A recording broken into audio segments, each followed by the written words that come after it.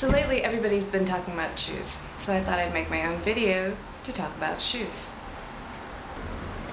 Shoes are very important, be them running shoes, these are cross trainers, Tevas, sandals to walk around in are very important. And right now the most important thing for me is my hiking boots. And if your feet aren't comfortable, the rest of your body is not going to be comfortable. This weekend I am hiking Mount Whitney and I need to prepare my shoes. Okay, so my boots are almost 10 years old. But what's a good hiking shoe? Well, you need good ankle support. These days, most come with rubber on the tip, so as you can see, mine are all worn out from stubbing my toe on rocks and stuff. But these days, I would get something with rubber up the top. Also, shoes today come with an upturned toe to help you go heel-toe while you're hiking. A lot of people go toe-heel. This is very bad for your quads. So it'll have a little bit upper lift to the toe, are really good shoes. The next thing you want to see, both for new and old shoes, to see if they're still appropriate for hiking, is the stiffness. You want them to be pretty stiff. You don't want them to be bending. So what you do is you take one hand on both sides and you flex it, or you try to bend it, and it shouldn't bend here much at all on the tip, because you want the support. You want it so that when you rock onto it, it supports your weight and lifts you. The next thing I need to do is I needed to wash and condition and waterproof this boot. So let's see how that happens. First, you need to clean your shoes. It's very important to get all the dirt off before you condition them and waterproof them. I already did my boots because it takes 3 days to dry. Now I'm doing my Tevas, which are also leather, and basically you scrub them and rinse them off.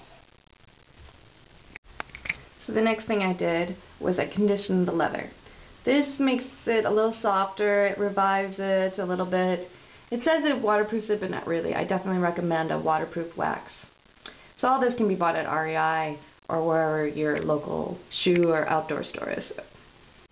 Again, here are my Tevas. You apply generously and then buff it off. Finally, we're ready for the waterproofing. Spread it on a thin layer and wipe off the excess.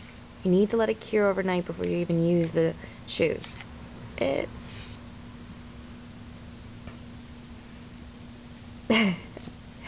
have to get it in there.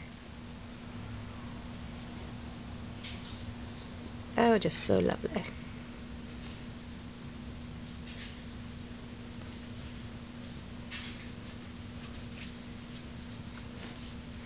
Make sure you get in all the creases. That's where water gets in the best. The next thing I need to do, because I have pretty weak ankles and flat feet, I bought some internal supports for my shoe. And then you cut them to fit the size if you're not the right size. These were recommended to me by a mountaineering store, so we'll see. Never worn them before, and before you go hiking in a long hike, what you do is you put these in your shoe and you do a test run. My test run was the Beta Breakers.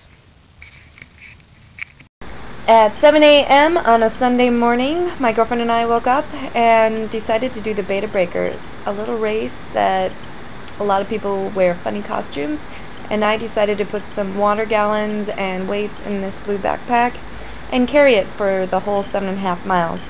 Made it. It was fun. Got to see a lot of interesting people and broke in my shoes. Always remember to break in all your clothing and shoes before you go on a major mountaineering hike. Here I am at the finish, and hopefully I'll finish Mount Whitney soon.